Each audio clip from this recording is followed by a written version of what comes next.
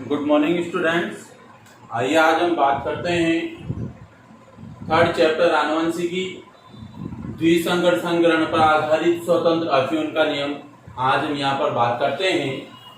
तो देखिए, मेंडल ने एक संकर संकरण पर आधारित दो नियम दिए थे, एक तो प्रभाविता का नियम, एक पृथक्करण का नियम, जो कि मैं आपको समझा चुका हूँ। आज हम बात करते हैं यहाँ पर द्विसंकर संकरण।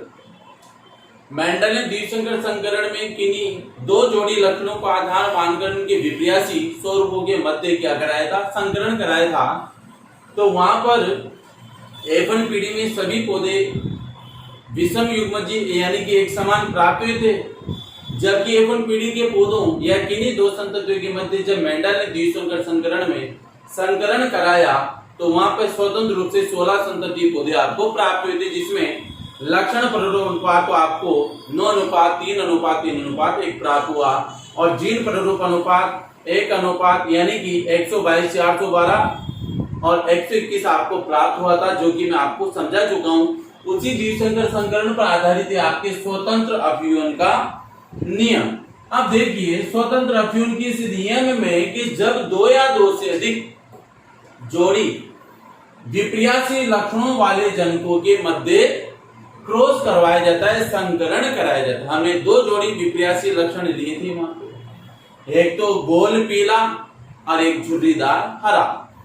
तो एक को ले लिया बीज की आकृति और एक ले लिया हमने बीजोल का रंग, यानी एक रंग लिया बीज का और एक बीज की आकृति।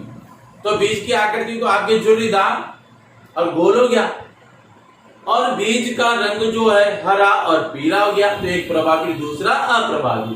तो दो या दो से अधिक जोड़ी विपर्यासी लक्षणों वाले जनकों के मध्य जब मेंडल ने संकरण कराया या करवाया जाता है तो सभी लक्षण स्वतंत्र रूप से प्रकट होते हैं। हुए हमने द्विसंकर संकरण कराया तो तथा एक लक्षण की वंशागति का दूसरे लक्षण की वंशागति पर कोई प्रभाव नहीं पड़ता है या लक्षण की उपस्थिति का कोई प्रभाव नहीं पड़ता है, इसे स्वतंत्र अफ्यून का नियम कहते हैं। मैंने चेकर बोर्ड में आपको क्लियर समझा दिया है। उस चेकर बोर्ड में 16 संतति पौधे मैंने कैलकुलेशन करके आपको बताएं। वहां सारे पौधे एक साथ हैं, परंतु एक पौधे का दूसरे पौधे के ऊपर किसी प्रकार की वंशागति का यानी लंबे का बोने का लंबे पर किसी प्रकार का कोई प्रभाव नहीं पड़ता, इसलिए इसको स्वतंत्र अफ्यून का नियम भी हम कहते हैं। अब हम बात करते हैं संकर पूर्वज संकरण क्या होता है, यानी बैक क्रॉस क्या है। देखिए, यदि F1 पीढ़ी जो होती है आपके capital T small T, F1 पीढ़ी प्राप्त हुई थी एक संकर संकरण में आपको ये इस प्रकार की विषम युग्मजीय लंबे।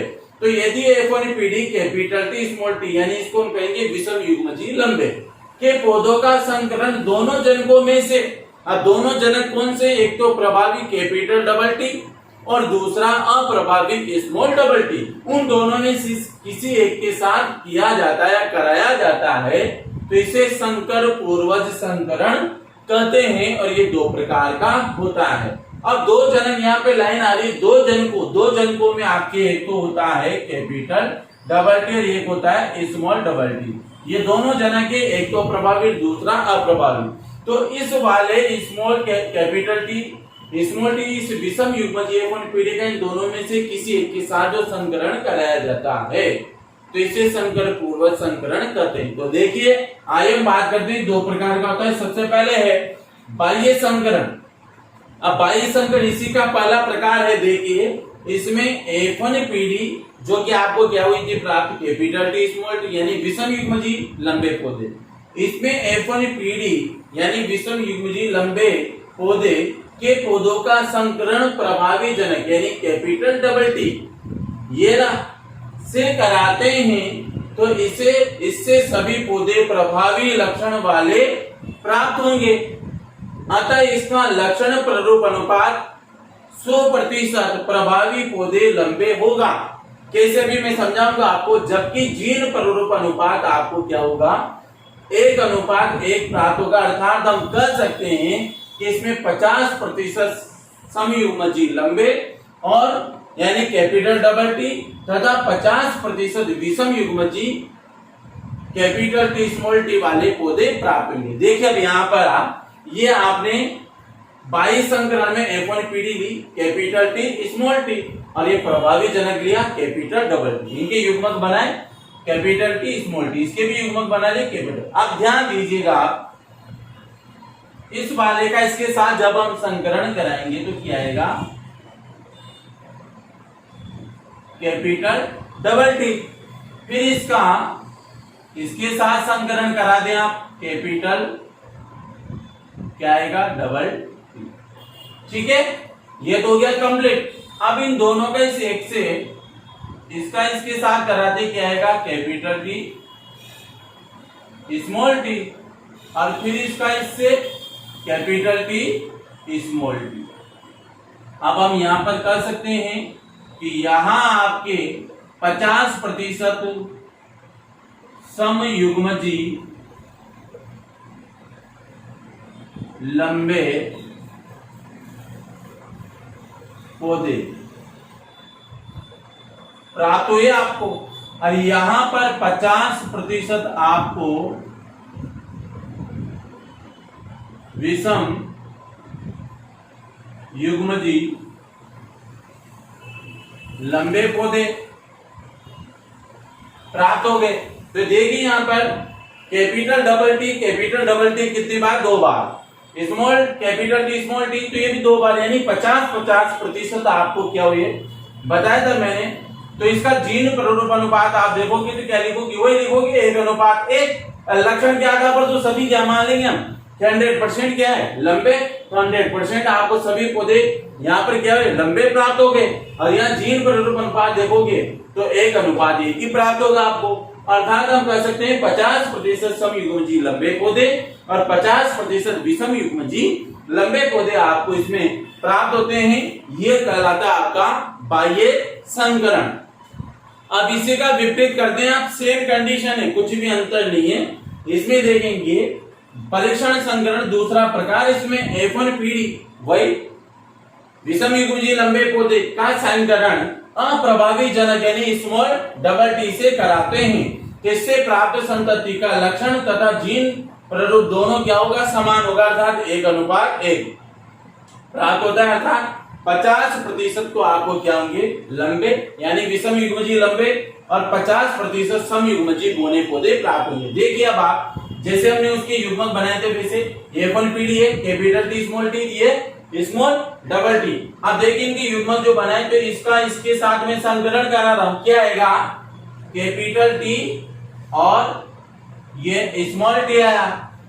फिर इस वाले का इसके साथ तो क्या आएगा, कैपिटल टी स्मॉल टी।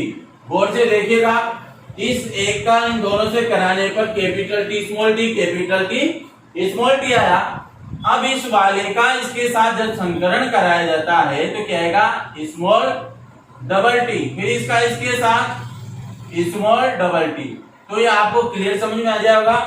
50% यहां पर क्या हो गया, विषम युग्मजी लंबे पौधे, और यहाँ पे 50%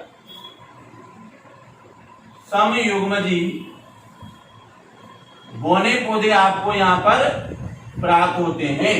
तो इस प्रकार से कंडीशन है कि सीधी सी बात है, संकर पूर्व संकरण में F1PD में प्राप्त संतति कैपिटल टी स्मॉल टी, इसका संकरण इन दोनों के साथ जब आप कराते हैं, अगर इसका संकरण कैपिटल डबल टी प्रभावी के साथ कराया तो बाह्य संकरण, और F1PD का संकरण अगर स्मॉल डबल टी के साथ कराया तो इसको हम परीक्षण संकरण कहते हैं। और जब आप बाह्य संकरण में पौधे जब प्राप्त करते हैं तो 50-50% 50% समयुग्मजी लंबे और 50% विषम युग्मजी लंबे पौधे आपको प्राप्त होते हैं, जैसा कि चेकर बोर्ड के अंदर आप देख सकते हैं। जबकि परीक्षण संकरण के अंदर आप F1PD का अप्रभावी जनक के साथ कराते हैं तो 50% विषम युग्मजी और 50% समयुग्मजी बौने पौधे आपको प्राप्त होते हैं। इस प्रकार से ये स्वतंत्र संकर पूर्व संकरण में बाह्य संकरण और परीक्षण संकरण इस प्रकार से आपको क्लियर समझ में आ गया होगा। अब हम बात करते हैं इसमें मेंडल के वंशागति के नियमों का क्या महत्व है, मैं आपको ऐसे ही समझा देता हूं, वह देख लीजिएगा आप इसमें क्लियर। देखिए पहला कि इसका पहला महत्व है मेंडल का आनुवंशिकता के नियमों के महत्व में कि अधिकांश हानिकारक या फिर हम कह सकते हैं कि जो घातक जीन होते हैं वो घातक जीन अप्रभावी होते हैं। इस कारण प्रभावी जीन की उपस्थिति में रोग कारक नहीं रहते। क्यों? कारण उसमें है कि प्रभावी जीन अप्रभावी जीन पर कोई प्रभाव नहीं डालते हैं, इसलिए वो हम कह सकते हैं कि यहाँ पर हानिकारक या घातक का अप्रभावी होने के कारण प्रभावी जीन की उपस्थिति पर वो कोई किसी प्रकार का प्रभाव नहीं डालते अप्रभावी जीन। पहला महत्व तो ये होता है। नंबर 2, मेंडल ने पृथक्करण के नियम की प्रस्तुति से जीन संकल्पना की पुष्टि की, अर्थात हम कह सकते हैं पृथक्करण के नियम से जीन संकल्पना को मजबूती मिली। स्वतंत्र पृथक्करण का नियम हमने एक संकर संकरण पर दिया था, जो कि मैंने आपको समझा भी दिया था कि एक संकर संकरण पर आधारित जो आपके पृथक्करण का नियम है कि उसमें F1 पीढ़ी में प्राप्त पौधों की पुष्टि करने के लिए मेंडल ने किन्हीं दो संततियों को लेकर small double T capital T small T में संकरण कराया, तो वहां पृथक रूप से स्वतंत्र रूप से प्रभावी और अप्रभावी जनकों की प्रस्तुति हो चुकी थी, स्पष्टीकरण हो चुका था। ये दूसरा महत्व। नंबर 3 है, इससे नए लक्षणों के बारे में पता चलता है। क्यों? क्योंकि नए लक्षणों के बारे में कि जो लक्षण आपको F1 पीढ़ी में प्राप्त नहीं तो दूसरी पीढ़ी में प्राप्त नहीं हुआ तो तीसरी पीढ़ी में प्राप्त होगा, तो इससे आपको नए लक्षणों के बारे में भी जानकारी मिलती है। इसके बाद इससे अनुपयोगी नंबर 4 महत्व है कि इससे अनुपयोगी लक्षणों को हटाया जा सकता है। जो लक्षण आपके काम का नहीं है उसको आप हटा सकते हैं तथा उपयोगी लक्षणों को एक ही जाति में आप ला सकते हैं संकरण करा करके। तो मेंडल ने स्पष्ट कर दिया। चौथे महत्व में 5वां इसका महत्व है कि इसमें अधिक रोग प्रतिरोधी फसली पौधों को विकसित किया जा सकता है। रोग प्रतिरोधी का मतलब इम्यूनिटी पावर इस प्रकार से प्रोसेस किया जा सकता है जीन के माध्यम से कि फसलों में किसी प्रकार का कोई रोग व्याधियां नहीं लगेगी, कि ऐसा जीन भी हम इसके अंदर ट्रांसफर कर सकते हैं। नंबर 6 महत्व, मानव जाति के सुधार संबंधित विज्ञान की शाखा सुजनकी मेंडल के नियमों पर आधारित है। तो सुजनकी जो मेंडल नियमों पर आधारित एक विज्ञान की शाखा है जिसमें मानव जाति के सुधार हेतु उन्होंने कई प्रकार की जीनों को ट्रांसलेट करके मानव जाति में कई प्रकार के सुधार को भी वंशागति के नियमों में महत्व के बारे में उन्होंने जोड़ दिया। तो इस प्रकार से आज हमारा चैप्टर कंप्लीट होता है। आनुवंशिकी आपको समझ में आ गया होगा। अगर कोई भी ऐसा टॉपिक रह जाता है तो आप मुझे कॉल करके संपर्क कर सकते हैं। Thank you so much.